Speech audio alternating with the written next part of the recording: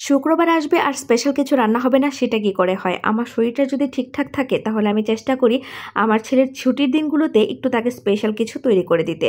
আমার ছেলে এই বিফ কাচ্চিটা খুবই পছন্দ করে, তো আজকে আমি বাসমতি চালের বিফ কাচ্চিটাই শেয়ার করছি আপনাদের সাথে। আসসালামু আলাইকুম, ওয়েলকাম করছি আরও একটি ভিডিওতে। কেমন আছেন সবাই? আশা করি সকলেই ভালো আছেন। আলহামদুলিল্লাহ আমিও ভালো আছি। তো আজকে ব্লগ শেয়ার করছি না, শুধুমাত্র এই বিরিয়ানির রেসিপিটাই আপনাদের সাথে থাকছে। তো এখানে আমি প্রথমে গরুর মাংসটাকে তেলের মধ্যে দিয়ে দিয়েছি, তারপরে দিয়ে দিয়েছিলাম পেঁয়াজ বেরেস্তাটা আগেই করে নিয়েছিলাম অফ ক্যামেরাতে। তারপর সব মশলাগুলো একে একে দিয়ে দিতে হবে। প্যাকেটের যে মশলাটা সেটাই আসলে আজকে মেইন ইনগ্রিডিয়েন্ট।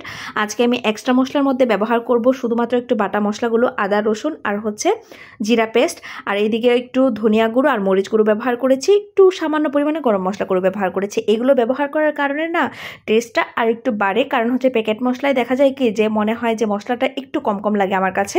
তো সেই জন্য আমি এইগুলো ব্যবহার করে থাকি। আর এদিকে বাদাম বাটা আর পোস্ত বাটা ব্যবহার করতে পারেন, এগুলো ব্যবহার করলেও কিন্তু অনেক বেশি ভালো লাগে, কিন্তু আমি আজকে খুবই সিম্পলের মাঝে করার চেষ্টা করেছি। এইদিকে মাংসটা রান্না হচ্ছে। আর অবশ্যই টক দইটা ব্যবহার করার চেষ্টা করবেন, টক দই না থাকলে বাটার মিল্ক বানিয়ে নেবেন। বাটার মিল্কটাও তৈরির অনেক রেসিপি আপনাদের সাথে শেয়ার করেছি, যারা নতুন অ্যাড হয়েছেন। রেসিপি যদি লাগে তাহলে অবশ্যই কমেন্ট করে জানাবেন, আমি চেষ্টা করবো আপনাদের সাথে পরবর্তীতে শেয়ার করার জন্য। আর এদিকে বাসমতি চালটাকেও আধা ঘন্টা আগে ধুয়ে ভিজিয়ে রেখেছিলাম, তারপর ভাতটা রান্না করে নিলাম একটু শাহি জিরা দিয়ে।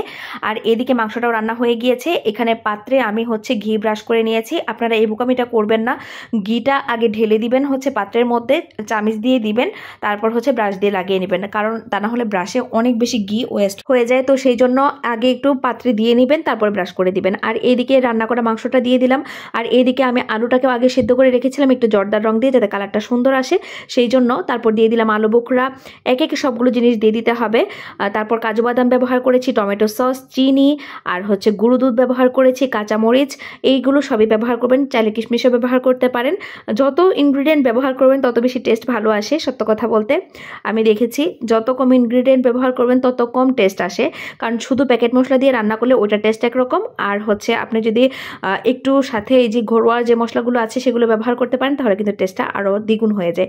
তো উপরে আবার ভাতের লেয়ারটা দিয়ে দিলাম, দিয়ে তারপর হচ্ছে বেরেস্তা দিয়ে দিলাম, পেঁয়াজ বেরেস্তাটা ছড়িয়ে দিলাম, একটু জর্দার রং দিয়ে দিলাম কালারের জন্য। চাইলে কিন্তু আপনারা দুধের সাথে জাফরান ভিজিয়ে তারপর ব্যবহার করতে পারেন। আমি আজকে জাফরানটা স্কিপ করেছি, একদমই আমার স্টকে ছিল, তারপর আমি স্কিপ করেছি ইচ্ছা করে। আর বিরিয়ানির সেন্ট ব্যবহার করেছি, তাহলে ফ্লেভারটা আরও সুন্দর হয়। কেওড়া জল, গোলাপ জল এই সব কিছু ব্যবহার করেছি। এগুলো আমার আসলে বলতে মনে থাকে না। তো যাই হোক, আপনাদের যদি একদম ফুল রেসিপি লাগে তাহলে অবশ্যই কমেন্ট করে জানাবেন, তাহলে আমি একেবারে A to Z সব কিছু শেয়ার করব। তো যাই হোক, আমি খুবই দ্রুত আপনাদের সাথে শেয়ার করলাম। এটা দমে দিয়ে আমি একদম রান্না বাড়া শেষ করে, মানে টুকিটাকি সব কাজ শেষ করে নিয়েছি। আর অবশ্যই যদি আটা দিয়ে সিল করে দিতে পারেন হচ্ছে পাত্রের মুখটা, তাহলে কিন্তু আরও ভালো হবে, বাষ্পটা বেরিয়ে যাবে না। আমি শুধু একটা লবঙ্গ দিয়ে মুখটা সিল করে দিয়েছিলাম। তো যাই হোক, মাশাআল্লাহ খেতে কিন্তু অসম্ভব মজার হয়েছিল। আজকে বিরিয়ানিটা আরও বেশি মজা লেগেছে, কারণ মোটামুটি কয়েকদিন পর আসলে বিরিয়ানিটা খাওয়া হলো, কারণ আপনাদের ভাইয়া বাসায় থাকলে দেখা যায় কি আমার বিরিয়ানি রান্না করাটা খুব একটা হয় না। তো আজকের ভিডিওটা কেমন লেগেছে অবশ্যই কমেন্ট করে জানাবেন। ভালো থাকবেন, আল্লাহ হাফেজ।